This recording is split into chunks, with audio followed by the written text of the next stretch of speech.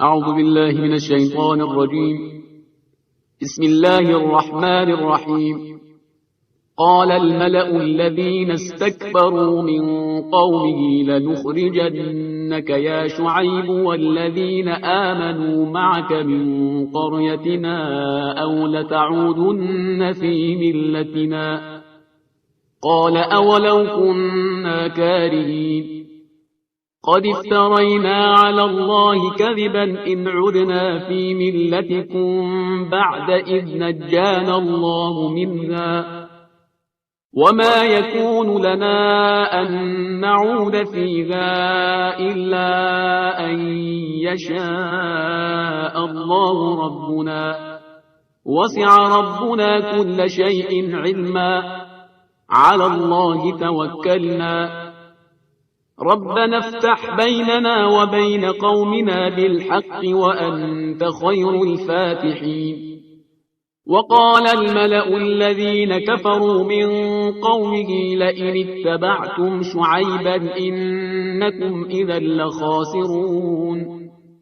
فأخذتهم الرجفة فأصبحوا في دارهم جاثمين. الذين كذبوا شعيبا كأن لم يغنوا فيها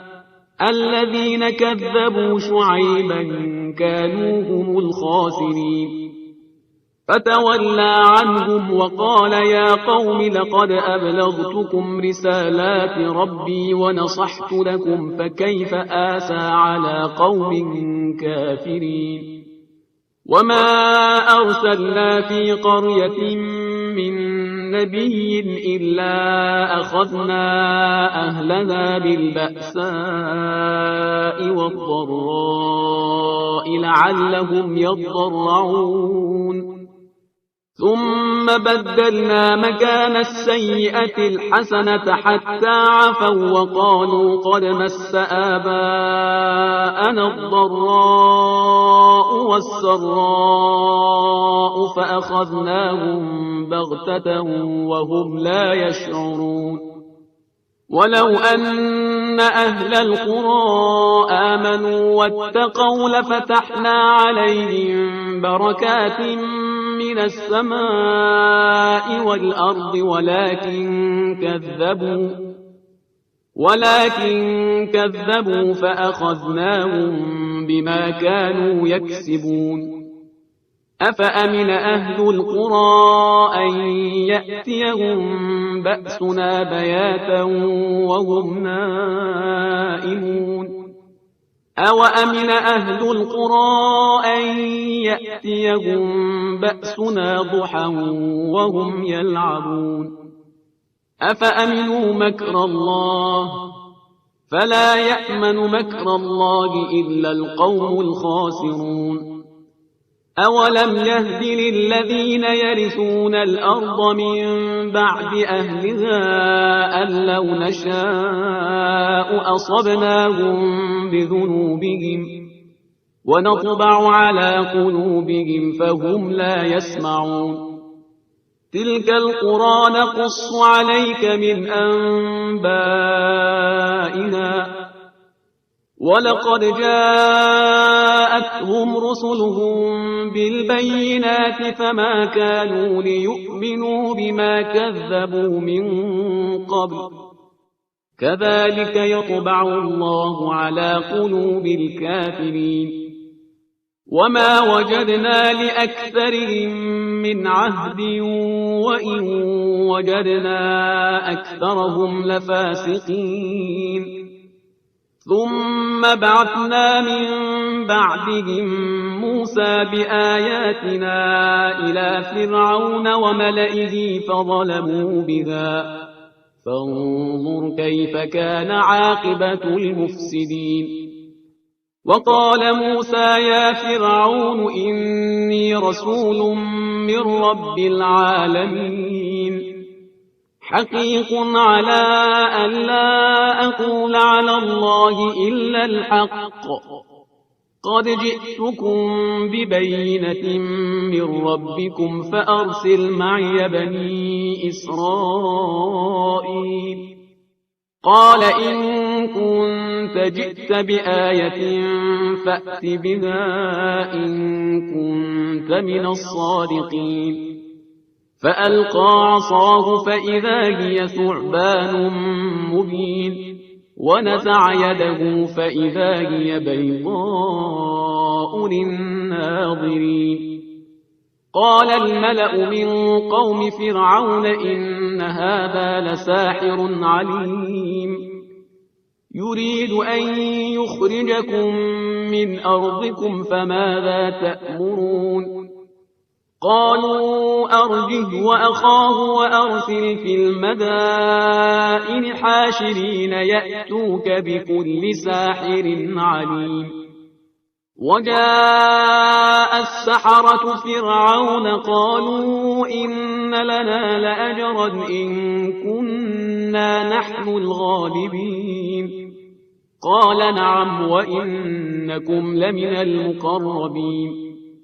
قالوا يا موسى إما أن تلقي وإما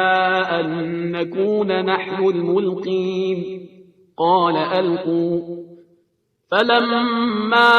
ألقوا سحروا أعين الناس واسترهبوهم وجاءوا بسحر عظيم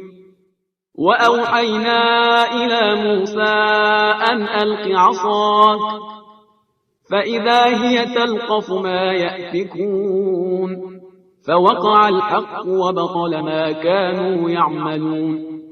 فغلبوا هنالك وانقلبوا صاغرين وألقي السحرة ساجدين قالوا آمنا برب العالمين رب موسى وهارون قال فرعون آمنتم به قبل أن آذن لكم إن هذا لمكر مكرتموه في المدينة لتخرجوا منها أهلها فسوف تعلمون لأقطعن أيديكم وأرجلكم من خلاف ثم لأصلبنكم أجمعين قالوا إنا إلى ربنا منقلبون وما تنقم منا إلا أن آمنا بآيات ربنا لما جاءتنا ربنا أفرغ علينا صبرا وتوفنا مسلمين وقال الملأ من قوم فرعون أتذر موسى وقومه ليفسدوا في الأرض ويذرك وآلهتك قال سنقتل أبناءهم ونستحيي نساءهم وإنا فوقهم قاهرون قال موسى لقومه استعينوا بالله واصبروا إن الأرض لله يورثها من يشاء من عباده والعاقبة للمتقين قالوا أوذينا من قبل أن تأتينا ومن بعد ما جئتنا قال عسى ربكم أن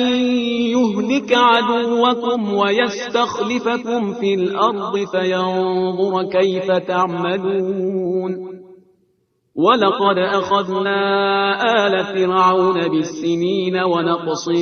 من الثمرات لعلهم يذكرون فإذا جاءتهم الحسنة قالوا لنا هذه وإن تصبهم سيئة يطيروا بموسى ومن معه ألا إنما طائرهم عند الله ولكن أكثرهم لا يعلمون وقالوا مهما تأتنا به من آية لتسحرنا بها فما نحن لك بمؤمنين فأرسلنا عليهم الطوفان والجراد والقمل والضفادع والدم آيات مفصلات فاستكبروا وكانوا قوما مجرمين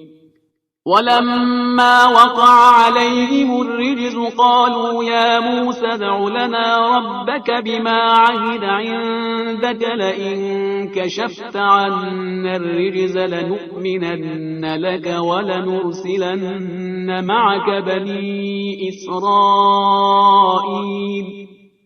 فلما كشفنا عنهم الرجز إلى أجل هم بالغوه إذا هم ينكثون فانتقمنا منهم فأغرقناهم في اليم بأنهم كذبوا بآياتنا وكانوا عنها غافلين وأورثنا القوم الذين كانوا يستضعفون مشارق الأرض ومغاربها التي باركنا فيها وتمت كلمة ربك الحسنى على بني إسرائيل بما صبروا ودمرنا ما كان يصنع فرعون وقومه وما كانوا يعرشون وجاوزنا ببني إسرائيل البحر فأتوا على قوم يعكفون على أصنام لهم قالوا يا موسى اجعل لنا إلها كما لهم آلهة قال إنكم قوم تجهلون إن هؤلاء متبر ما هم فيه وباطل ما كانوا يعملون قال أغير الله أبغيكم إلها وهو فضلكم على العالمين وإذ أنجيناكم من آل فرعون يسومونكم سوء العذاب يقتلون أبناءكم ويستحيون نساءكم وفي ذلكم بلاء من ربكم عظيم وواعدنا موسى 30 ليلة وأتممناها ب10 فتم ميقات ربه 40 ليلة وقال موسى لأخيه هارون اخلفني في قومي وأصلح ولا تتبع سبيل المفسدين ولما جاء موسى لميقاتنا وكلمه ربه قال رب أرني أنظر إليك قال لن تراني ولكن انظر إلى الجبل فإن استقر مكانه فسوف تراني فلما تجلى ربه للجبل جعله دكا وخر موسى صعقا فلما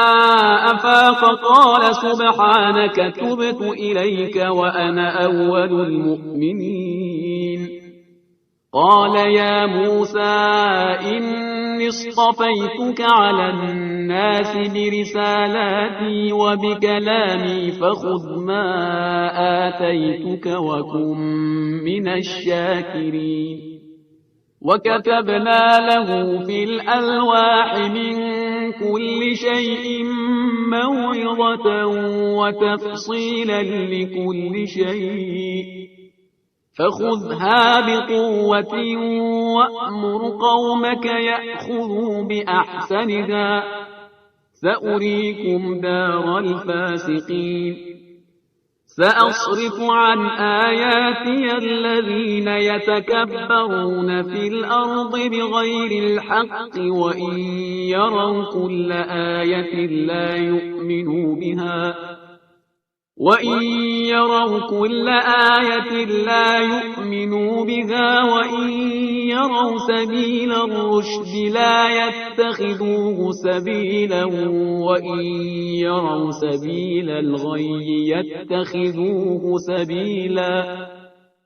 ذلك بأنهم كذبوا بآياتنا وكانوا عنها غافلين والذين كذبوا بآياتنا ولقاء الآخرة حبطت أعمالهم هل يجزون إلا ما كانوا يعملون واتخذ قوم موسى من بعده من حليهم عجلا جسدا له خوار ألم يروا أنه لا يكلمهم ولا يهديهم سبيلا اتخذوه وكانوا ظالمين ولما سقط في أيديهم ورأوا أنهم قد ضلوا قالوا لئن لم يرحمنا ربنا ويغفر لنا لنكونن من الخاسرين ولما رجع موسى إلى قومه غضبان أسفا قال بئس ما خلفتموني من بعدي أعجلتم أمر ربكم وألقى الألواح وأخذ برأس أخيه يجره إليه قال ابن أم إن القوم استضعفوني وكادوا يقتلونني فلا تشمت بي الأعداء ولا تجعلني مع القوم الظالمين قال رب اغفر لي ولأخي وأدخلنا في رحمتك وأنت أرحم الراحمين إن الذين اتخذوا العجل سينالهم غضب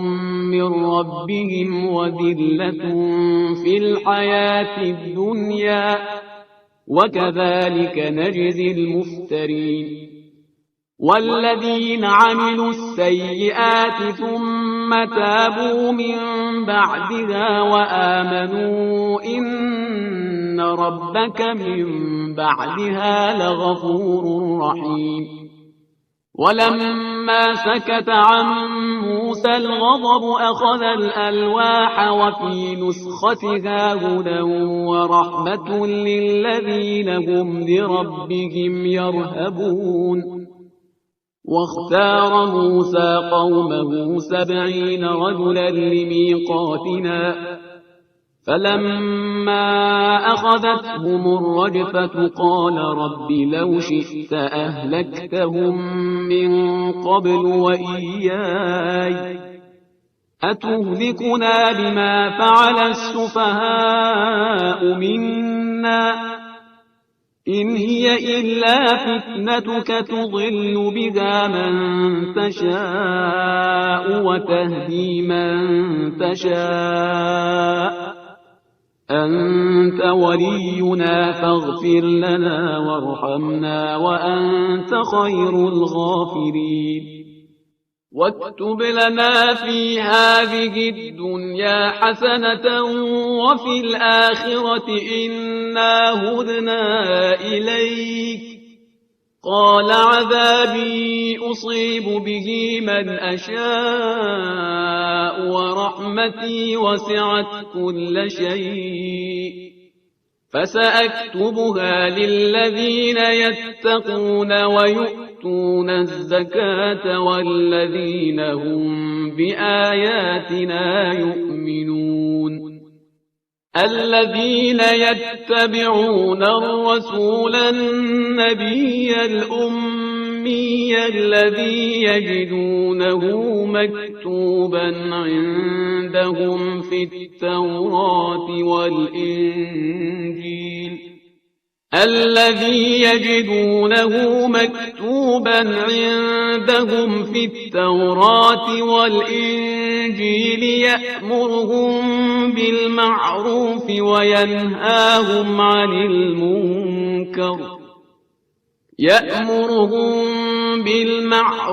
وينهاهم عن المنكر ويحل لهم الطيبات ويحرم عليهم الخبائث ويضع عنهم إصرهم والأغلال التي كانت عليهم فالذين آمنوا به وعزروه ونصروه واتبعوا النور الذي أنزل معه أولئك هم المفلحون قل يا أيها الناس إني رسول الله إليكم جميعا الذي له ملك السماوات والأرض لا إله إلا هو يحيي ويميت فآمنوا بالله ورسوله النبي الأمي الذي يؤمن بالله وكلماته واتبعوه لعلكم تهتدون ومن قوم موسى أمة يهدون بالحق وبه يعدلون وقطعناهم 12 أسباطا أمما وأوحينا إلى موسى إذ استسقاه قومه أن اضرب بعصاك الحجر فانبجست منه 12 عينا قد علم كل أناس مشربهم وظللنا عليهم الغمام وأنزلنا عليهم المن والسلوى كلوا من طيبات ما رزقناكم وما ظلمونا ولكن كانوا أنفسهم يظلمون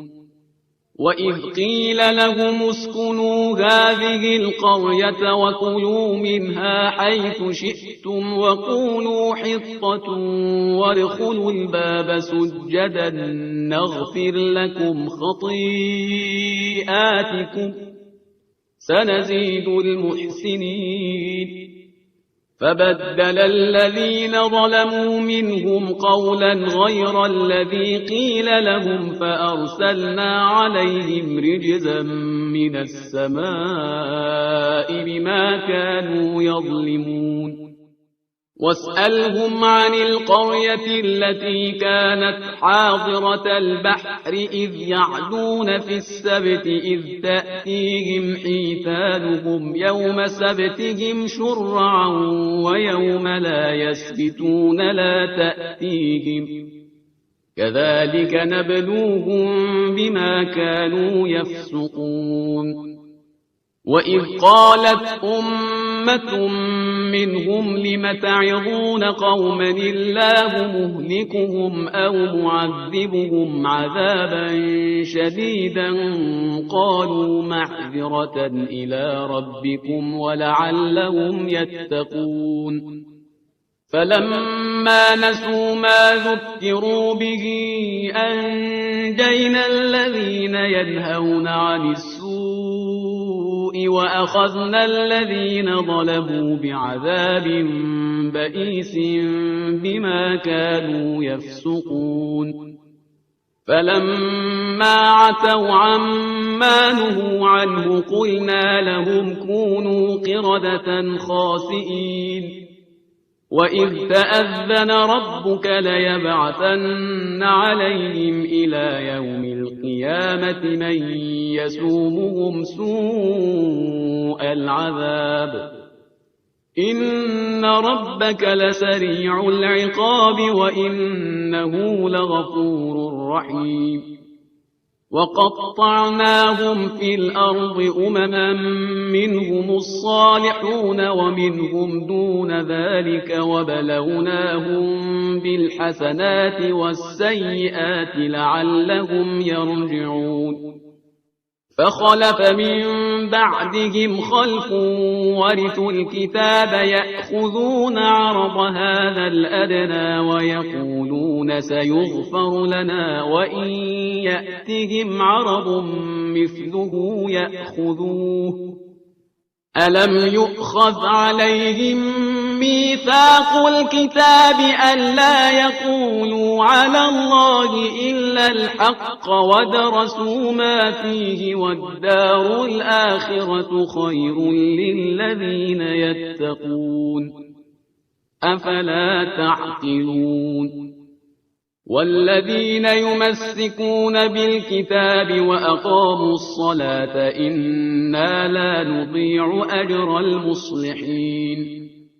وإذ نتقنا الجبل فوقهم كأنه ظلة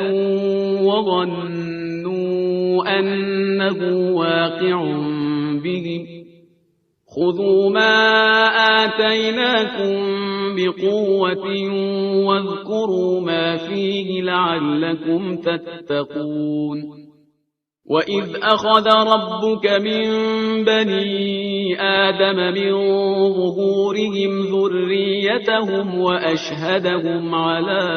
أنفسهم ألست بربكم قالوا بلى شهدنا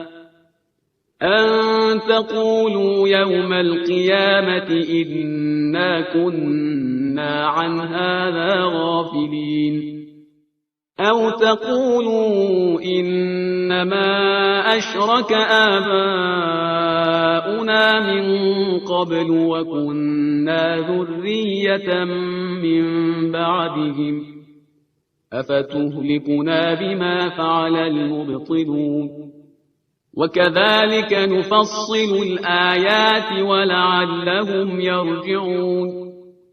واتل عليهم نبأ الذي آتيناه آياتنا فانسلخ منها فأتبعه الشيطان فكان من الغاوين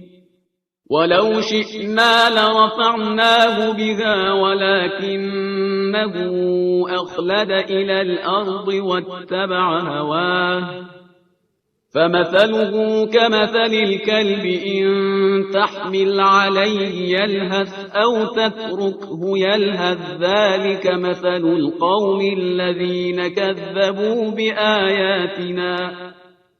فاقصص القصص لعلهم يتفكرون ساء مثلا القوم الذين كذبوا بآياتنا وأنفسهم كانوا يظلمون من يهد الله فهو المهتدي ومن يضلل فأولئك هم الخاسرون ولقد ذرأنا لجهنم كثيرا من الجن والإنس لهم قلوب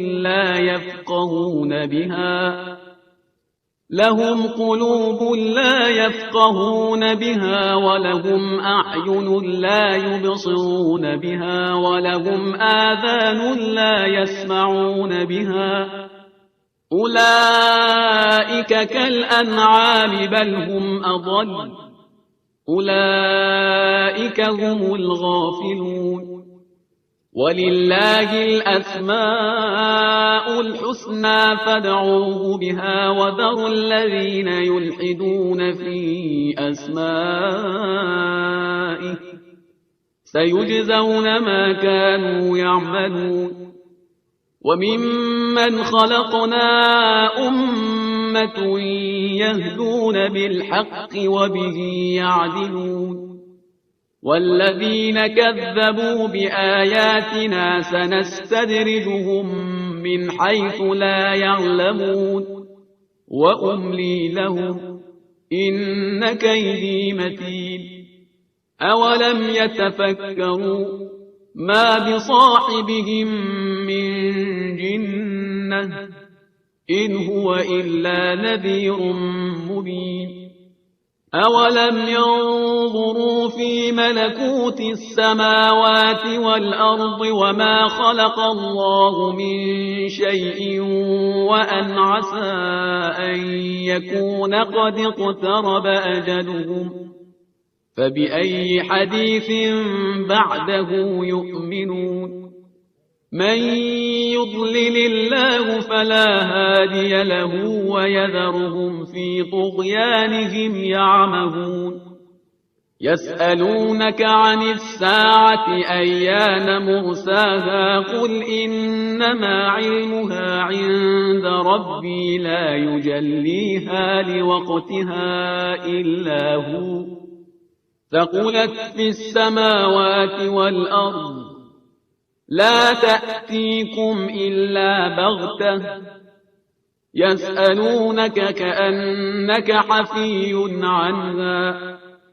قل إنما علمها عند الله ولكن أكثر الناس لا يعلمون قل لا أملك لنفسي نفعا ولا ضرا إلا ما شاء الله ولو كنت أعلم الغيب لاستكثرت من الخير وما مسني السوء إن أنا إلا نذير وبشير لقوم يؤمنون هو الذي خلقكم من نفس واحدة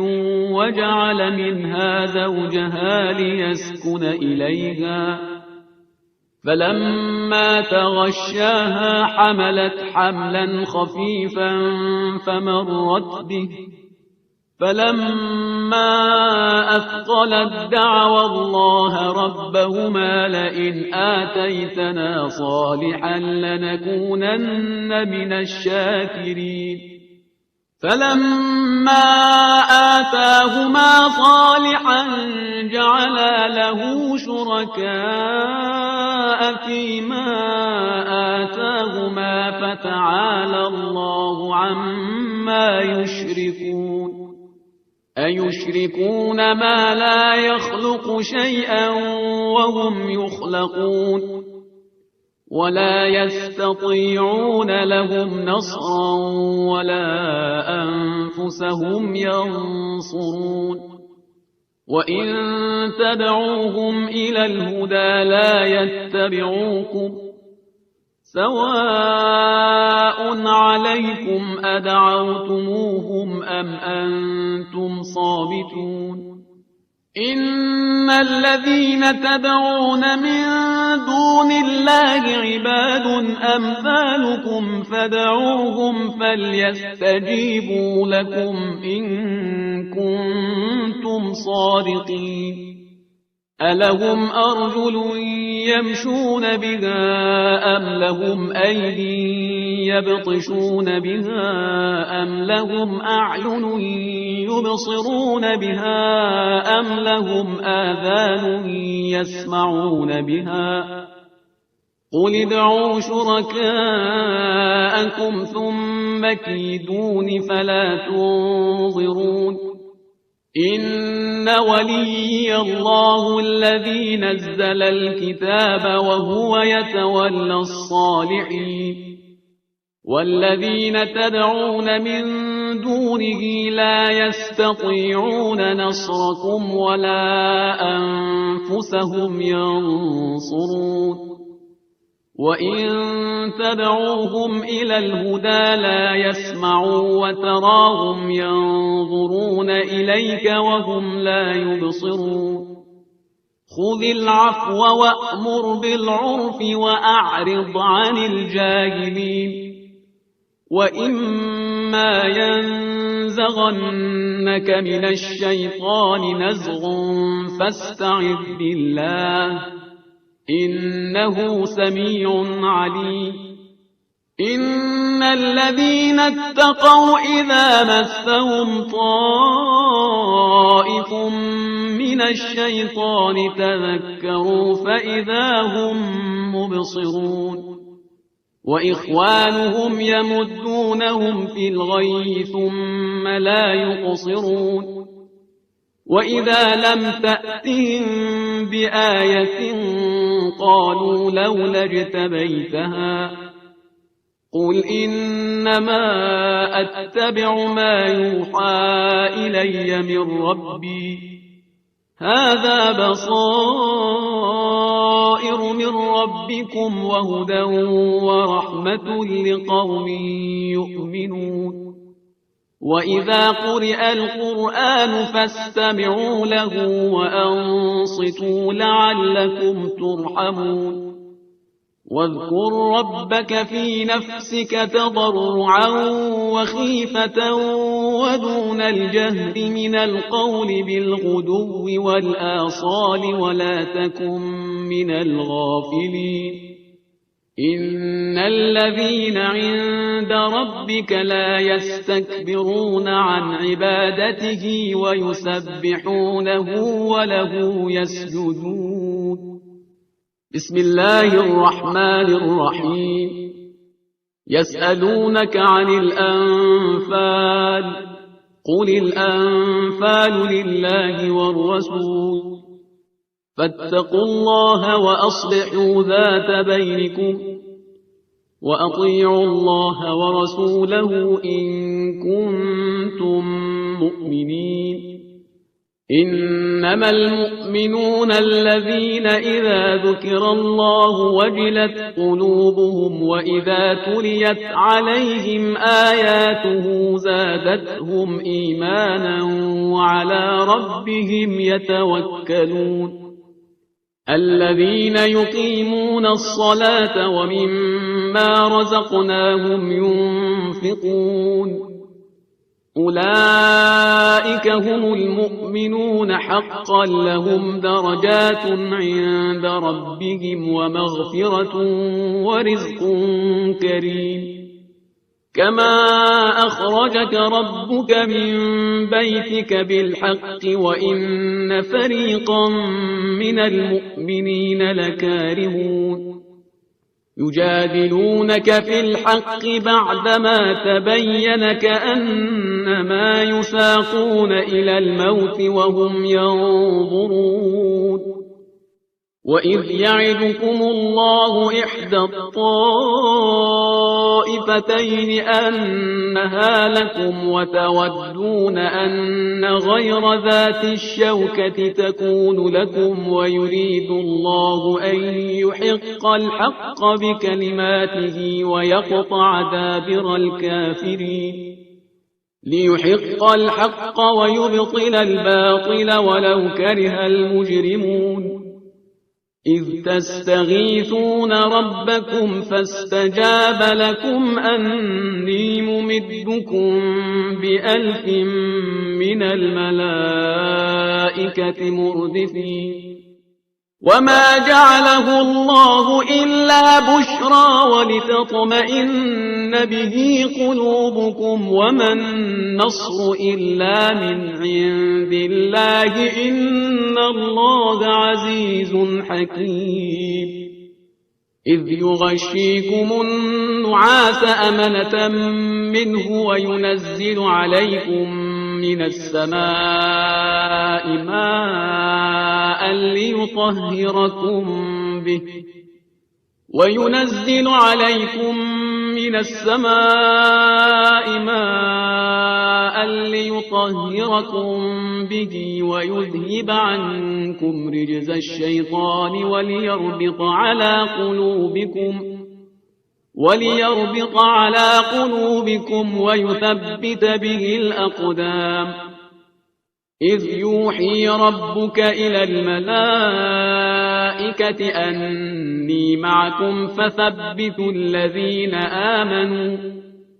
سألقي في قلوب الذين كفروا الرعب فاضربوا فوق الأعناق واضربوا منهم كل بنان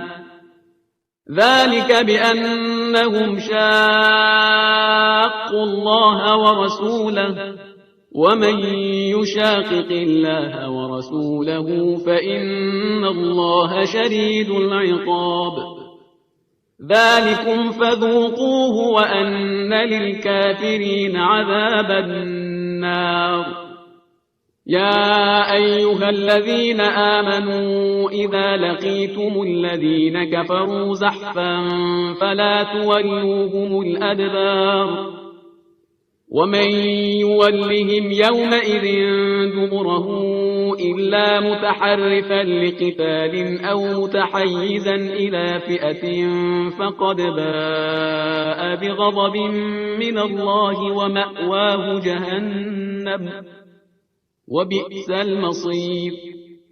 فلم تقتلوهم ولكن الله قتلهم وما رميت إذ رميت ولكن الله رمى وليبري المؤمنين منه بلاء حسنا إن الله سميع عليم ذلكم وأن الله موهن كيد الكافرين إن تستفتحوا فقد جاءكم الفتح وإن تنتهوا فهو خير لكم وإن تعودوا نعد ولن تغني عنكم فئتكم شيئا ولو كثرت وأن الله مع المؤمنين يا أيها الذين آمنوا أطيعوا الله ورسوله ولا تولوا عنه وأنتم تسمعون ولا تكونوا كالذين قالوا سمعنا وهم لا يسمعون إن شر الدواب عند الله الصم البكم الذين لا يعقلون ولو علم الله فيهم خيرا لأسمعهم ولو أسمعهم لتولوا وهم معرضون يا أيها الذين آمنوا استجيبوا لله وللرسول إذا دعاكم لما يحييكم واعلموا أن الله يحول بين المرء وقلبه وأنه إليه تحشرون واتقوا فتنة لا تصيبن الذين ظلموا منكم خاصة واعلموا أن الله شديد العقاب واذكروا إذ أنتم قليل مستضعفون في الأرض تخافون أن يتخطفكم الناس فآواكم وأيدكم بنصره ورزقكم من الطيبات لعلكم تشكرون يا أيها الذين آمنوا لا تخونوا الله والرسول وتخونوا أماناتكم وأنتم تعلمون واعلموا أنما أموالكم وأولادكم فتنة وأن الله عنده أجر عظيم يا أيها الذين آمنوا إن